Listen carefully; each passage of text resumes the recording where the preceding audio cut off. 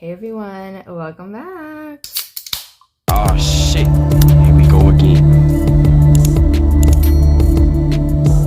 Alright, so welcome to my channel if you are new, but alright, we like to do reactions, commentary, story times, makeup, a little bit of everything. We do some cooking over here, so it's a little bit of everything for everyone. If that's your vibe, go ahead and subscribe.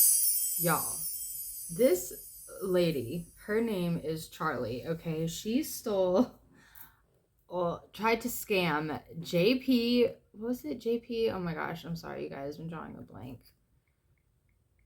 My stupid phone is just on my last nerve right now. Yeah, JPMorgan. Okay, homegirl tried to scam $175 million. I was just flabbergasted. So I found this video. We have to watch it. All right, shout out to Cold Fusion. How a 31-year-old woman scammed JP and Morgan. I cannot. This is literally one of or the biggest, is it bank or investment company or something along those lines? Yeah, I don't even understand how like I am just like how. Okay, let's talk about it.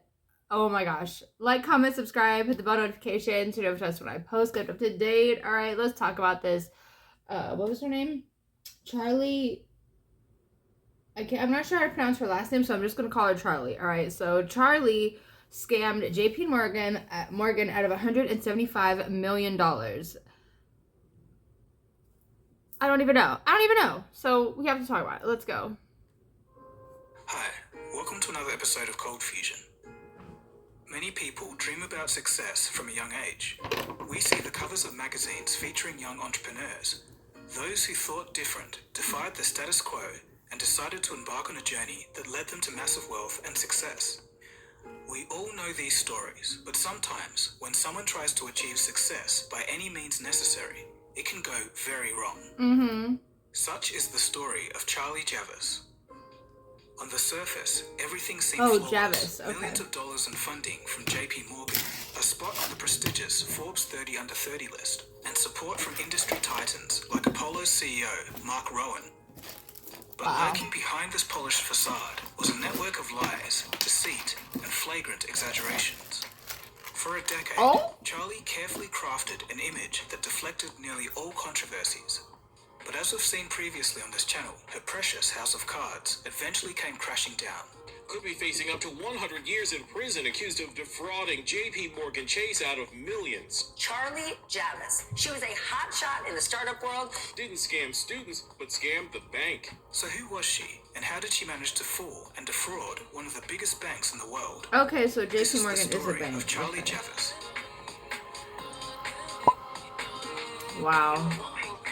That is freaking crazy. Charlie's entrepreneurial aspirations Hold seems the to have phone taken...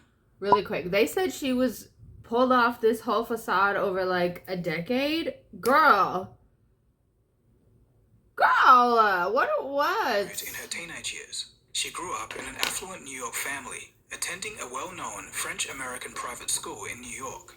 The idea for her first venture came while she was still in high school. In a story strangely mirroring Elizabeth Holmes, she got her first idea after a trip overseas.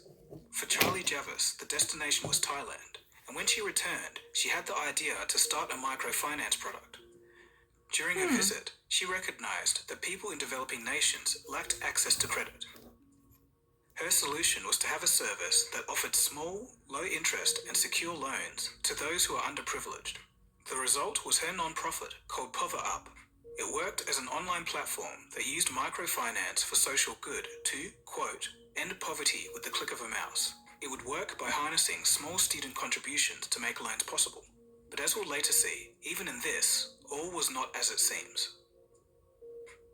After high school, Charlie pursued a finance and law undergraduate degree at Wharton. Her venture made headlines, landing her a feature in Inc. magazine. They called her idea one of the coolest college startups. Around the same time, Fast Company listed her as one of 100 of the most creative people. This was the first time she was able to create media attention. As it would turn out, this would be the most important skill that she had. The recognition caught the eye of the Peter Thiel Foundation. They were offering students $100,000 to leave college and chase their entrepreneurial dreams. However, according to a Power-Up Tumblr post, Charlie withdrew from the competition, choosing to stay in school. Despite missing out on $100,000, the scholarship bid earned her significant media attention, way more than before. Okay. Following graduation, Javis began exploring new market gaps that required addressing. Following several business plan revisions, she finally discovered the Free Application for Federal Student Aid, or FAFSA. And this is what it is. Each year, the Federal Student Aid Office distributes over $249 billion in federal aid to 13 million students. The thing is, there's a major issue with it. The application process is notoriously difficult, causing students to leave billions of dollars unclaimed each year. Determined to assist students, she devised a solution that could simplify the whole process to an application of just 5 minutes or less. Girls, I finally found the perfect shoes for my super picky mom, and they cost me less than $2. They may be super affordable, was but like the creating the middleman. It's totally free. That's really important to us for all students to benefit from. So a student takes a picture of their tax returns, then we do all the tax math for you. So no math errors that can put you into very complicated verification, very simple language. We take a flow that might take hours with the federal government, and most students take 4 minutes with us. So that's more or less how it works. You see how much you're eligible for, then you can go to school, feel confident, see what your bill is, and then figure out the gap to help you. This was the core idea of what she would call Frank. As she described, quote, Frank kind of represented that as a name because it just meant honest. Using her status and connections that she'd gained from media exposure, she was easily able to find financing for her project. In just a few years, Frank had raised more than $20 million in funding and accumulated over 300,000 users. That's amazing. On paper, the company looked like a massive success, with Javis seizing every opportunity to promote herself as an up-and-coming star of the business world. She reflected her thoughts to Insider in 2021. Quote, I built a business and raised funds out of college, turning down a finance job, even though I was told I would fail because I didn't have business experience. But soon, major red flags began to appear. Okay, what happened? What are the warning signs? In 2017, the Department of Education issued a cease and desist letter. The reason? Frank may be misleading students into thinking that it's associated with the government's official website. Following the incident, the company changed its marketing to clarify that it had no affiliation with the US government. But this was just the beginning of the problems. In December of 2017, Javis wrote an opinion piece for the New York Times. It was supposed to be on, quote, the 8 most confusing things about FAFSA. The thing was, the article later had to include a significant correction, stating that there were multiple inaccuracies about the aid process. Now, just think to yourself, how is the CEO of a company that specializes in this exact field able to get so many things wrong? It's not a good look. Right. The general public didn't pay much attention though, because Javis was on a media tour. She frequently appeared on articles and podcasts, so much so that it culminated in her inclusion on the Forbes prestigious 30 Under 30 list in 2019. Wow. By 2021, Javis had begun exploring the possibility of selling her venture. By the start of summer, the now famous startup founder was able to secure a meeting with JPMorgan. Eager to expand their presence in the rapidly growing niche of student financial products, JPMorgan saw Charlie Javis's company, Frank, as a great way to increase market share and secure talent to help them grow in that sector. During the meetings, Javis held nothing back, and she pitched her company as, quote, an acquisition machine, amassing over 4.5 million customers in just 4 years. She also claimed that her company knew, quote, more about their students than any lender, college, or employer. The pitch was a success. After a few meetings, she managed to convince JPMorgan to purchase her company for $175 million. Wow. It was an amazing payday for Charlie. Though there was one thing remaining, the bank had to do due diligence. And one of the first items on JPMorgan's due diligence list? To verify those 4.25 million customers that Charlie said she had amassed. At this point, it's important to remember that the bulk of the company's price had to do with the quality of their customer base. The higher the number, the higher the price tag that JPMorgan would be willing to pay. And something peculiar happened. Charlie refused to provide the list. She said privacy concerns.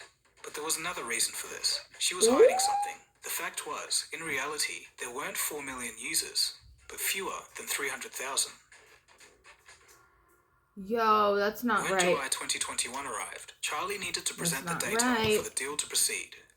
She was at a crossroads. Now, should she disclose the actual figures and risk losing a very profitable deal, or fabricate the numbers to guarantee the acquisition? You see, Charlie was worried because before JPMorgan, there was another bidder for the company. But after they saw the real numbers, they withdrew their negotiations. Fearing the loss of another potential buyer, she opted to falsify the data, hoping she could pull it off. According to legal documents, quote, Javis chose each time to lie, and time and again, she layered fraud upon fraud to deceive JPMorgan. Javis needed to figure something out, and quickly. How was she going to get a customer database with more than 4 million customer emails? This is where her Chief Growth Officer, Olivier Amar, comes into the picture. Initially, Amar approached the company's top engineer to create the fake accounts, but the engineer smelt a rat and he questioned the legality of the request. Javis assured him that, quote, no one will end up in an orange jumpsuit, but the engineer knew better and he ultimately refused. Yo, so she tried to do what Kylie Jenner did with her company when she sold it. She tried to do what a lot of companies do, like fluff the numbers to make it seem like the company is worth more than it is. And that was wrong. Very, very, very, very, very wrong. Yeah, and I can't believe that one of the higher ups was telling the tech guy, no one will end up in orange jumpsuits. Don't worry about it. Like, sir, come on now. Come on. Come the freak on. Okay? Like, this is iconic. Okay? This is iconic. Charlie had a backup. She knew a guy. A professor in New York who specialized in, quote, creative solutions for data problems. Ooh. She would reach out to him for help. With the professor's assistance, they were able to create over 4 million fake accounts by using an algorithm. The algorithm created new fake customer information based on real profiles.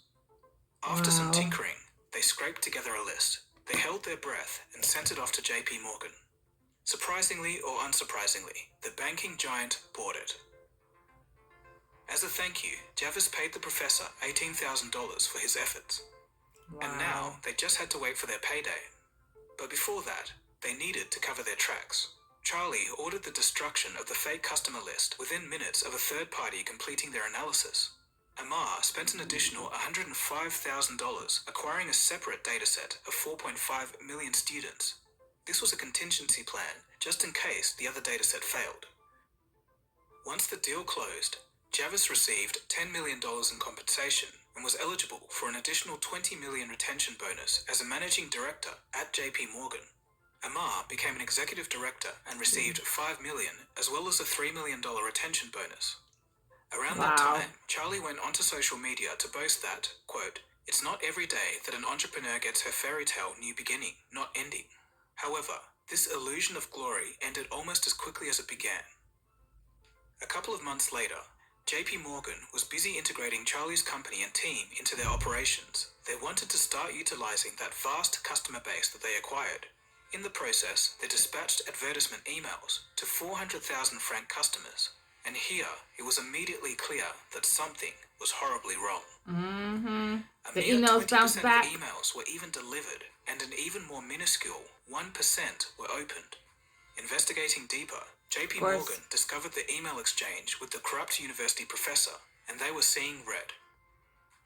Both Amar and Javis would be suspended from their JPMorgan roles. Hold the phone. In December, so they saw the emails between Charlie and the professor that helped her create the fake accounts. How did that happen? I'm like genuinely curious. Was it because it was maybe done through a work email or a work laptop? Or on work premises? I don't know. If anyone knows, shout out in the comments. Charges against them.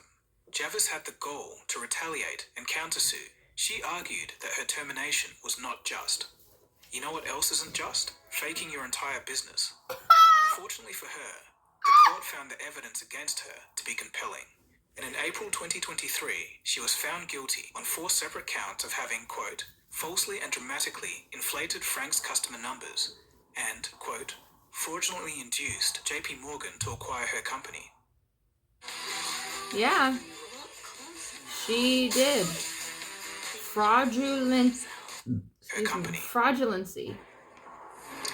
Now to a high-profile fraud case that's literally happening in front of us in real time. The 31-year-old accused of, quote, falsely and dramatically inflating the number of customers that the company had in a scheme to fraudulently induce JPMorgan to acquire the startup in 2021. She stood to gain more than $45 million from the alleged deception. In January, JPMorgan CEO Jamie Dimon called the acquisition of Frank a, quote, huge mistake. There's a lot of people around a transaction of this size, and not to have any idea that the numbers aren't exactly what is being said. Kind of go back to FTX. You know, It's just shocking that she thought she could just get away with faking the numbers and lying, taking home the pay packet, and expecting JPMorgan just to not look deeper.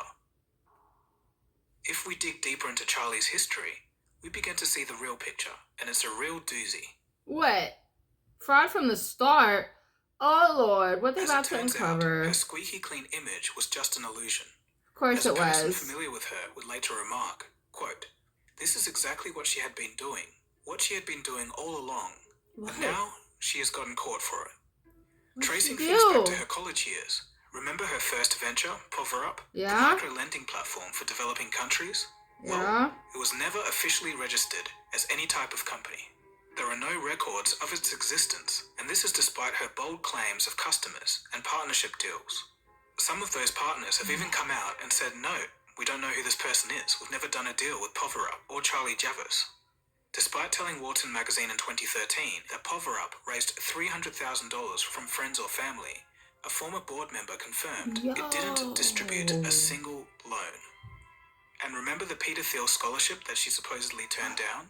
Well, Michael Gibson, who oversaw the grants, stated in a Forbes article, quote, she was never offered a fellowship, and it bothers me that she is going around saying that. Because of her personality, we didn't trust that she could get started in a real way. Reportedly, her team cheated during a scavenger hunt challenge for the scholarship trials. Gibson commented, quote, the funny thing is, cheating in a scavenger hunt is a pretty small thing, but it's weird. Now she's being accused of something on a much greater, grander scale. It's almost like too much on the nose. He also recalled that one reason for her rejection from the program was that she presented her venture as ongoing when, in reality, there was nothing to show for it. Of course, as we've seen already. What? Despite all these disasters, she would move on to her next project, Frank, and secure $10 million in funding. But this company was also a mess. Initially, it was a job search website that connected young workers with job opportunities via text message. Then it was a credit score website. And finally, it helped students with aid programs. According to insiders, it was a very rocky start. Allegedly, the venture ran out of money, leading Javis to stop paying her employees and refused to provide promised equity bonuses. This led to a lawsuit, but this disaster didn't matter because Javis was a marketing genius. She could rewrite her own narrative. When she would retell the story, she omitted the lawsuit. She said the layoffs were the most difficult time in her life. So we know that Javis does seem to manipulate and lie, but by the time she launched Frank, she'd gone bonkers. A person present at the first investor meeting said that Javis promoted the product by claiming that they had thousands of signups when they had none. Quote, we'd all start looking at each other like, this is insanity. You can't be saying these things. Some of the things that were being said were just inexcusably inaccurate. When those same people ended up confronting her about it, Javis would state, quote, listen, these old people don't understand. This is how it works. You fake it till you make it. In one of her appearances on a podcast, she stated that, quote, being a founder, I'm obviously skewed towards being overly optimistic, and sometimes that works to your advantage. Sometimes it doesn't. And there were definitely times where I painted a rosier picture than things truly were. Regarding the internal atmosphere of the company from her previous mismanagement experiences, testimonies from employees painted a picture of misery, with management solely focusing on user-based growth and neglecting all other concerns. As it stands, Charlie Javis's story emerges as yet another cautionary tale, drawing parallels with the cases of Elizabeth Holmes and Sam Bankman-Fried. In each of these three scenarios, their marketing prowess significantly outshone their actual management abilities. Javis was marketed as a genius. She lied and faked her way to the top, but bit off more than she could chew when she tried to scam JPMorgan, and it came back to bite her in a big way. This is also a vivid reminder of how the fake it till you make it mentality can backfire, and rapidly. On a wider macro scale, this kind of tells us something as well. Usually during boom times and prosperous times, unethical behavior can easily be overlooked. Tech investors are eagerly jumping on every opportunity because if they don't, they're going to miss out on the next big thing. But when the economic tide turns and sober reality returns, many are left stranded. And this is precisely the current sentiment. The Forbes 30 Under 30 list has been widely ridiculed for showcasing some of the decade's most notorious fraudsters on its magazine covers. However, the selections themselves may not be the issue. As you know, if you've watched my videos, since 2008 until very recently, we've been living in a fake macroeconomic environment, supported by low interest rates and easy money. Now, add social media into the mix where reality and fiction blur, and you have a recipe for individuals that want to take advantage of the times and craft narratives for their own fake success. So that is the story of Charlie Javis, the woman who flew too close to the sun, which was JPMorgan. For me, scammers and fraudsters have always been out there, but there's something about the millennial generation that just seems to be on a grander scale and much more brazen. If you've got any thoughts on why, I'd be interested to hear. That's just my opinion though, and I'm a millennial myself, so I'm not throwing any shade. Alright, so thanks for watching. Hope you did enjoy that. If you did, feel free to... I cannot believe that. She was literally lying and scamming for a very long time. And then got to the point where her delusions got the best of her, kind of like Firefest. And shoot, I can't remember homeboy's name, but yeah, he was just like, it's gonna be so great, we have all these investors, and he lost money and all these things. But yeah, bottom line, she shouldn't have did that. I don't like scammers, I don't like liars, I don't like none of that. But I could understand and see why she did what she did. You know, she fucked up. Homegirl fucked up, okay? And she messed up in the worst way. I'm not really sure how much time she's gonna get, but yeah, that is just crazy to think about. When fudging the numbers goes wrong, okay? Like, y'all, I can't. But let me know what you guys think. Did you guys hear about her when this happened? I think this happened about 2 years ago, maybe, give or take.